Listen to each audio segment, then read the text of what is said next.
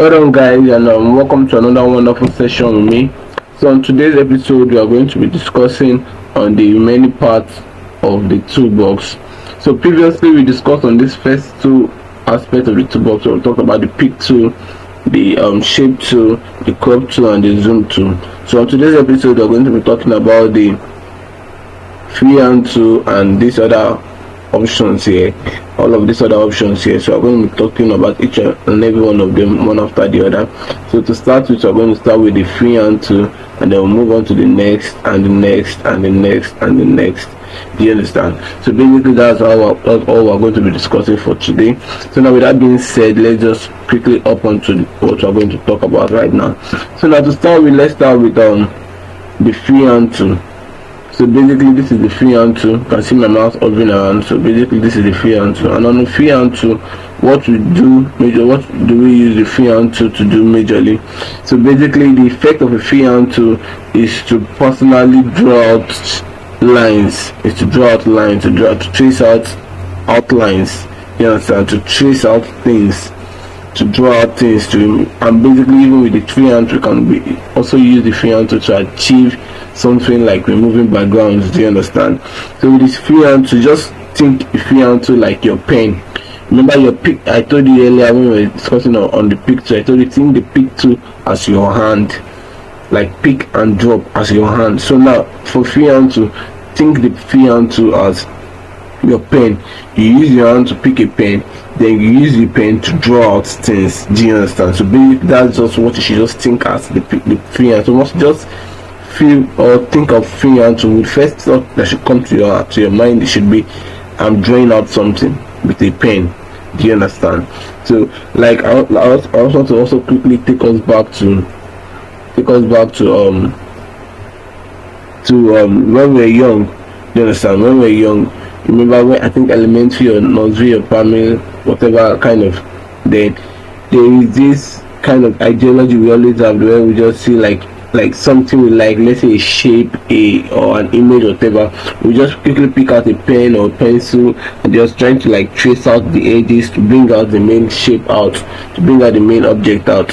So basically that's one of the effects of freehand tool. So that's how we can be able to even use it to remove backgrounds on CorelDraw. So basically those are some of the effects of freehand. So right now let's just quickly see what freehand tool can be able to achieve. So in the same way also, I want us to also note that we can also read through here. This on my right hand corner, I can see my mouse is hovering around on my right hand corner beside the color palette. Can read through and see how to manipulate it. But before then, let's also look at the drop down there. So under the drop down there are also different free options on the freehand tool. Just like we have other drop downs on these other ones also that I've already explained in my previous videos. If you don't watch, I can also go back to that and watch. So also we also have free different of all of these things, and all of these things, they are all of these things break down to the effect of tracing out objects. You get? So they all boil down to tracing out objects, to tracing out shapes and the likes like that. So basically those are the effects. So let's just see what they can be used to do. So before we even move on to that, let's just quickly explain a few things. My favorite among all of these things are the freehand, the bezier, and the pen tool. So basically these are my favorite among them. I actually basically use majorly the bezier tool. I use bezier tool a lot, and then followed by the pen tool, and sometimes I use the freehand tool. So let's just see what they actually work and how to manipulate them. So with the freehand tool, let's just click on the freehand tool and see its effects. So now for the freehand tool, let's see, the way to apply it is to just click and drag and then connect the dots. You can see that's it. Or you can just decide to just use it to form whatever shape you want to form, or just draw out something. You get? You can see I'm just trying to manipulate different things here with the freehand tool. You can also decide to just do like a thunder striking or something, or just whatever thing you want to do. You can also even use it to write, to sign. Yeah, you get? You can also use it to sign, like a signature kind of thing, you get? And then you can also apply colors to the ones that you've connected the dots to. Do you understand? So you can also apply colors to the ones that you've connected the dots to. So basically guys, that's how you can manipulate the freehand tool. Also, You can also apply, remember we have been applying just few colors. Also, when we get to colors in details, I'll explain what the difference between free colors and outline colors, but for now let's just quickly maintain the way I've been applying these colors. So you can also apply few colors.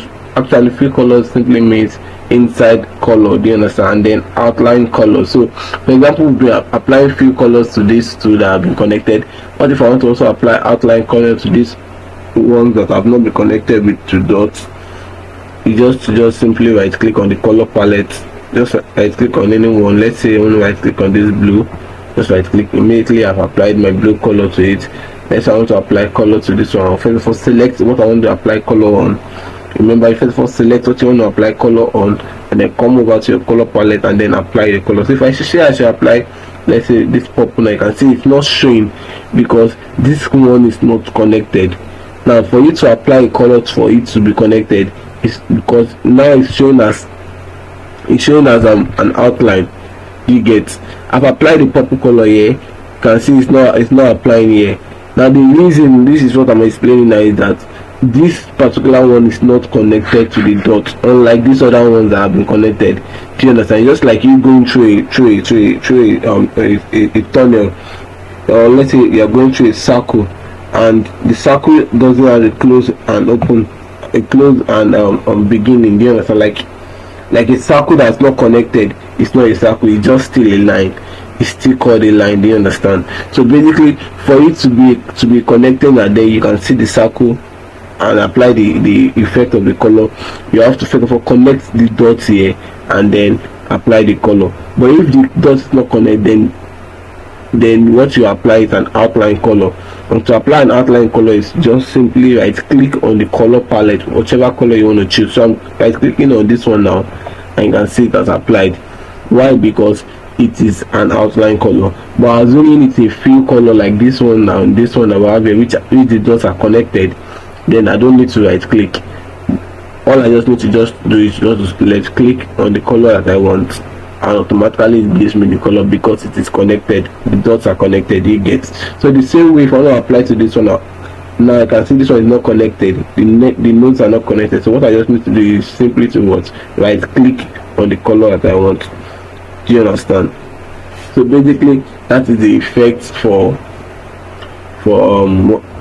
outline colors and for freehand tool. Do you understand how to apply both outline colors and fill color to freehand tool? Okay, so basically guys, that's all for the freehand tool.